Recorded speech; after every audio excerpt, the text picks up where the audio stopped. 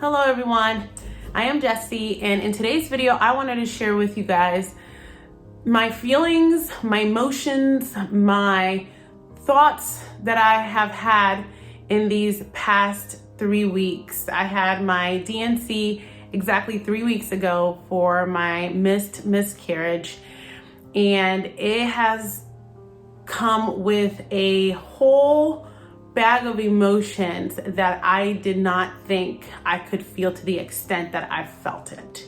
And I'm hoping that through me sharing these feelings and these thoughts and these emotions and now how I have navigated through it, and I'm currently navigating through these emotions because I'm still feeling them, just to maybe us to connect, have somebody we can relate with and just help in whatever the situation is, whether you're watching this because you are experiencing this or because you're watching this because you want to have a little bit more insight to help somebody that is going through this situation. So my first week, when all things were, when I went to my first sono and I was told that they couldn't find that heartbeat on the baby, and I kind of brushed it off as, okay, maybe I am 2 weeks behind. And I was feeling all the pregnancy symptoms, so I was constantly telling myself that I was fine.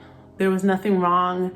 There was nothing to worry about. I was 100% feeling nauseous. My body was feeling tired. I had all the pregnancy symptoms that I had before I went in for my sono and that I've had with my previous 2 pregnancies. So I kept telling myself over and over that I was gonna be okay. Even though there was a flicker in me that was telling me it wasn't okay, because I knew the timing of things. I knew exactly when things happened, and there was just no way that what the baby was measuring lined up with what I knew. And so it was up to when I had my DNC done that I was still in denial. I was hoping that I would wake up and it was just a whole horrible nightmare. And the moment I woke up and realized it wasn't a nightmare, a lot of confusion came with that. Extreme sadness came with that. Me not wanting to talk to people and isolate myself came with that.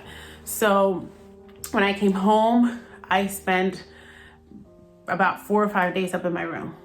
I was recovering from the DNC, but I was in so much emotional distress. I was feeling strong feelings that I had never felt before. Like, sure, I had felt sadness before, and I have lost people whom I loved before, but this was a different type of sadness, like one that a mother has for a child. Because I 100% wholeheartedly believe that life begins at conception. And the moment I find out I'm pregnant, you get excited about that. That there's so much hope. You start thinking about names, you start thinking about possibilities, you start thinking about all these things. And then all of a sudden that dream, that way of life that I was already expecting came to an extreme halt. So there was a lot of pain, and there's still a lot of sadness in me and a lot of pain, but I've navigated through a way that I can kind of accept the situation that I'm in right now. And so those first couple of days, I felt very alone, even though I had my husband here and he knew what I was feeling, but I still felt very alone. I didn't want to talk to people. I didn't want to really reply to messages to people. And I appreciated, the reach out and, checking in on me. But I really didn't want to talk to people about it because it just hurt so much. One thing that I did do though, I wanted to find people that I could relate with. So I went online and I started to see what other people's stories was like. And that just made me feel like I wasn't alone. Then I became angry at myself. I started feeling so angry. I was angry at myself for letting my guard down and thinking that everything was absolutely fine in this pregnancy and not being paranoid like I typically was with my other ones. I was angry at myself for not taking the pictures when it was offered on the first sono for me, because I was struggling with, this is just, I remember seeing it, I felt what I felt, and now I don't have anything in my hands for it. Like, I had a nice keepsake that the nurse in the hospital gave me, but I couldn't see my baby. I didn't have something with my baby on it, and I got so angry at myself for it. Like, I beat myself up over it and over and over it. I was just so like confused. I didn't know what could have gone wrong. I want to know why this happened to me. I was like, I did all the right things. I didn't eat any soft cheeses. I didn't eat any deli meat. I stopped drinking my coffee. I drank my prenatal vitamins, my folic acid every single day. I made sure I drank a lot of water. And in my mind, I just couldn't understand what did I do wrong to make this happen. So I started just looking stuff up, like what could have caused this, because I felt like I needed an answer. And every time I would look into it, I would get the same answer, like these things just happened. You know, sometimes it's a chromosomical thing, or sometimes it is that there's just nothing that we can explain. So I stood with that roadblock every single time. After that, I remember going to my mom's house, and my sister and my brother-in-law were there. And that was kind of like a really important thing for me. The one I saw first was my brother-in-law, and he gave me a hug and he said, "I'm really sorry." And then he pulled me to a side and he said, "Come here, like, really, you know, and I know your pain. And other people can't tell you that, but I can." And he, you know, went on to tell me, like, you know, this had happened before to him in his previous marriage. Like, they lost their first kid, and then the second one was lost after it was born. And hearing his story and knowing that he knew my pain just brought so much comfort to me, a lot of comfort to me. And just like him sharing with me like how he coped through it, that really helped me in just moving forward. When I went back to work, I felt very disconnected, I guess is the word.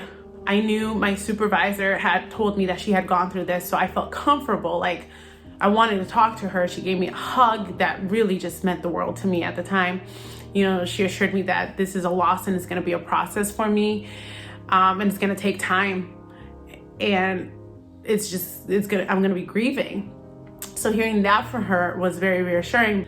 And I just wanted to let somebody know, like, I'm off because of this. Like, you might be noticing that I'm not like, social because of this. And I just didn't know how to approach people about it. On my way out from this one building to another building, I told one of my friends at work, and the response I got from her was so heartwarming. She gave me a hug, a really good hug. And she just knew like what to say, and that gave me so much comfort. Like, okay, she hasn't gone through it, but she's feeling for me, and that was really healing. Like, that was really helpful for me, because this hurts so much. Like, even till this day, I wake up in the morning and the first thing in my mind is this event that happened. Like, I'm still struggling with that. I wake up, it's the first thing in my mind. You know, I'm quiet for a moment and I'm thinking about this experience that I had. It hasn't gone away. It's still there. But the way I'm navigating through my emotions and coping with it has gradually gotten better. Once I spoke to one of my coworkers, that's the person I really wanted to speak to, because I knew she had gone through this. And just hearing her out and her telling me how she felt just helped me feel like somebody understood me, like I was connected to somebody. And I told her, I just need to know when it's gonna get better. Like, when am I not gonna stop feeling this craziness, like this extreme sadness? She was like, I don't know. Like, it doesn't, like, you eventually move on, but it's just really hard. Then I started getting this really strong urge to just tell people. I was like, why do people not talk about this? I didn't know what a miscarriage was until it happened to me. Why is this such a thing that you have to be in it alone? I became very like, I need to do something. I need to tell people that this happens. Like, I need to make people aware so they know, so they're aware of this. And I just wanted to talk to people. So I talked with some other people about my experience, and I started finding out that several people that I had no idea had experienced what I experienced. And that was just like, oh my goodness, I had no idea. They're telling me like their process of healing. And it was just a good thing to talk to people who have experienced what you've experienced, and they understand, and they can just share with you those steps that they took. At this point, 2 weeks in, you know, I'm still very sad, like I said, 3 weeks later. And I would come home, and one of the things that my husband and I started doing, my husband started it, is he would just give me a hug, like a strong hug. And it was several minutes, and I would just cry on him. And he just tells me, you know, I'm there. And I tell him, thank you. And it's just, you know, he tells me how much he loves me. And it's just a good kind of like a healing exercise. I'm calling it a healing hug for me. I feel like having the support from him has been very important.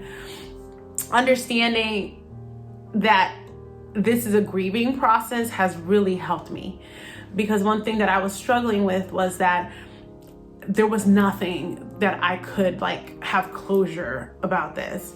And my husband said, you know, if I wanted to, he is willing to call the doctor's office, see if they're willing to give us our sonogram pictures. The hardest part is when you lose a loved one, you go through the process. You have a funeral, you have a memorial, you put together like things of happy memories that, you know, you've had with them. And with this, you don't have that. I didn't have anything. And during the process, when I had come home from my DNC, when I was really angry, I went through it and I deleted all videos that I had, because I had taken videos because I wanted, you know, to share with my subscribers, like what I was going through with my hyperemesis, and how, you know, all the exciting parts, how much it was worth, you know, being sick and blah, blah, blah. So I had all these videos that I had taken early on, and I got mad at myself and I just deleted it all. I was angry. So I deleted it completely, like deleted from my photo roll, deleted it from my iCloud, like it was gone.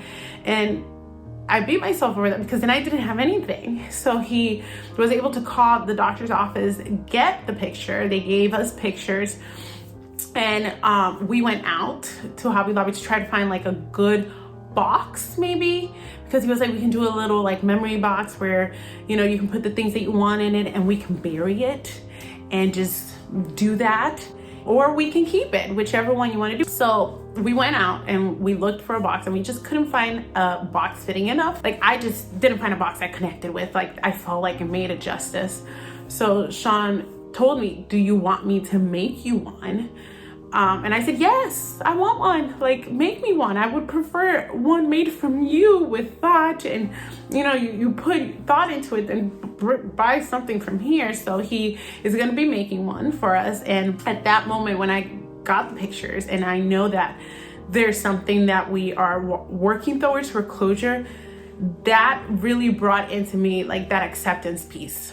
Like, okay, I accept that this is happening. This was my child, and it was there, and I'm gonna miss him, but you know, it existed, and he's in heaven now with God, and I'm happy that I got to, you know, have those first 9 weeks is when I had my DNC, but those first 8 weeks of just hope and joy with that child. Since I was struggling a lot and I just needed guidance in this, I'm a journaling person. I'm a person that likes to write my thoughts and feelings down.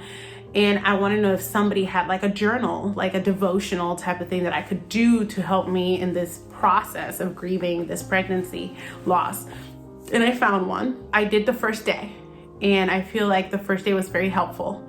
It asked to find meaning in your pregnancy. One of the things that I was like, you know, this will give me perspective, like understanding. I can pray for other people that are going through the same thing, but it also, like, I'm anchoring myself in God's word. I think that's, if any take home, like as to how I've been able to navigate through this, is through God's word. There's a verse that I started clinging on to a week ago, and it's the verse in Proverbs 3:5 that says, trust the Lord with all your heart and lean not on your own understanding. And that really, like, on that first journaling page, I mean, I've only done day one because, you know, you can take your time, and I feel like day one just needed more than just a day for me. And so, you know, I put a lot of thought process into this, and that word is really something I'm clinging on to, because if I try to make sense and logic out of all this, there's no way, like, there's no logic to it. I can't make any logic with my own human mind right now. There's no explanation for it. It's just something that happened. Nothing I did, nothing my husband did. It's just happened. And so I've had to surrender to God and understand and trust whatever plan he has for us. Like, I've had to surrender it, because if I didn't do that, I was just going to be spinning in these thoughts of fault and guilt and loneliness. And I just had to kind of use that to break out of it. And that's what helped me. I just wanted to share that with you. I don't know if it makes much sense to you guys as it has to me, but right now, third week, this is where I'm at. I'm accepting it. I'm wanting to share with others my experience, and I'm trying to navigate through the grief. I'm still aching. I still cry about this every single day. But now I've turned to God's word and praying. Praying is really helping. Like, just talking to God to give me strength. Like, that's my thing. God, please give me strength, because I can't do this on my own. You know I can't. So just praying to God for strength is what is the point I'm at right now. And yeah, so I hope that me sharing with you kind of like my feelings and my thoughts and how I'm navigating through it right now could help somebody out there and give some kind of insight. I will continue to share with you guys moving forward how this all unfolds. It encompasses a lot of emotions, strong emotions that, like I said earlier on, I didn't know how strong those emotions were.